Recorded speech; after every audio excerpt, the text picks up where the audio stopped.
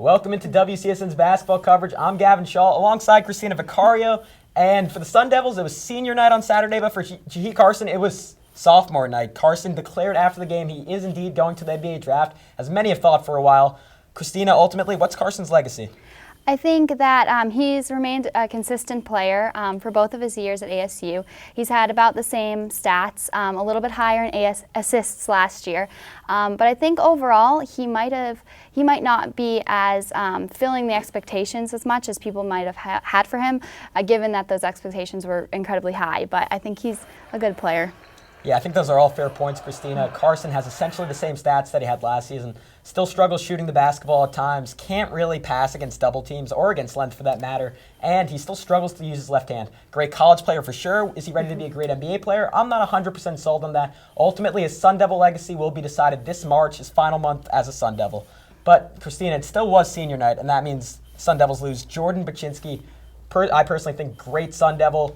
What do you think of his legacy? Yeah, I think he leaves a lot behind with him. He's a great player. He's sometimes underrated. He's criticized a lot for, getting those pushed out of his position and not being able to, shoot those, create his own offense and get the jump hooks and things like that. But I do think he is a little bit underrated because, he's first in the nation with 4.2 blocks a game, and that's just unheard of. And he gets the game-winning blocks, and he gets, all of the inside the paint and all that stuff. And I think that he is just, it's going to be big shoes to fill next year when he's not here. Definitely agree with you. And Bachynski's best game of the season came against the Oregon Ducks. 26 points, 9 rebounds, and an incredible 9 blocks. He was the only player in college basketball to have that stat line all season.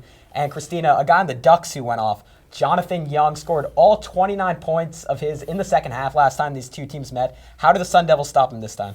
Yeah, I think that definitely Jermaine Marshall and Jonathan Gailing are going to have to produce this game in order to have them, get the points on the board, because last game was a tough one where ASU was 68.2% from the field and in the first half, but then the second half they were 25% from the field. So they're going to have a really solid two halves on both sides of the ball in order to be able to beat them. Okay, definitely agree with that, Kristina.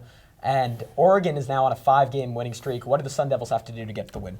Yeah, Oregon was a game where Bachynski again broke the Pac-12 record for blocks. Yeah, and so that's another game where they're just going to really have to be tough.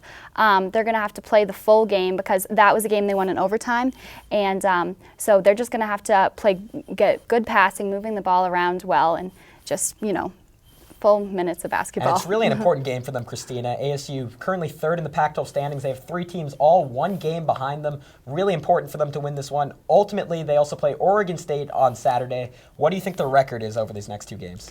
I think that if they can play as hard as they have been, both halves like we talked about, I think that they can pull them off, both of them, but it's going to be a tough one because they were both close calls the last time. Right, and it's so important the Sun Devils win this game. Projected as an 8 seed right now, want to get to that 6th spot. Maybe if they win this, make some noise in the Pac-12 tournament, they'll get there. For Kristina, Vicario, I'm Gavin, Schall. Thanks for tuning in.